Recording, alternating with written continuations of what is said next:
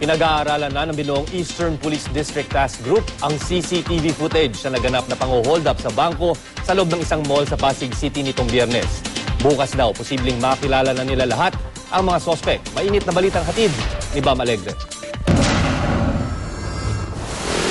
Hawak na ng Eastern Police District Special Investigation Task Group ang CCTV footage ng Robinsons Metro East Mall na maganap ang barilan at pang-hold up noong Biyernes ng umaga. Pero sa ngayon, tumanggi muna silang ipakita ito sa publiko habang patuloy ang investigasyon. May nakuha tayo doon sa CCTV na kung saan ay naano natin itong driver, no? Doon sa getaway car na kung saan siya ay bumili pa ng tubig sa loob ng supermarket bago nangyari yung barilan doon sa loob ng Robinsons Mall.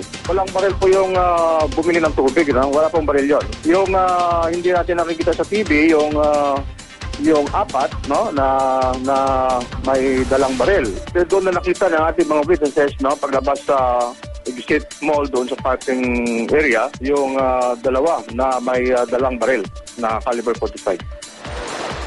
Mahigit kalahating milyong piso ang natangay ng mga magnanakaw na kipagbarilan din ng mga suspect, 4 na security guard ang sugatan.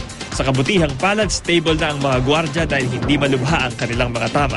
Matapos ang insidente, nagkaroon ng closed-door meeting ang EPD at ang mga mall security manager para mas lalong paigtingin ang seguridad sa Robinsons Metro East.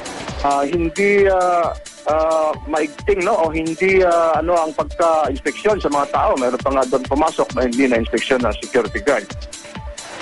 Sa Lunes, posible na raw na may ma-identify ng mga suspect sa tulong ng CCTV. Bam Alegre, GMA News.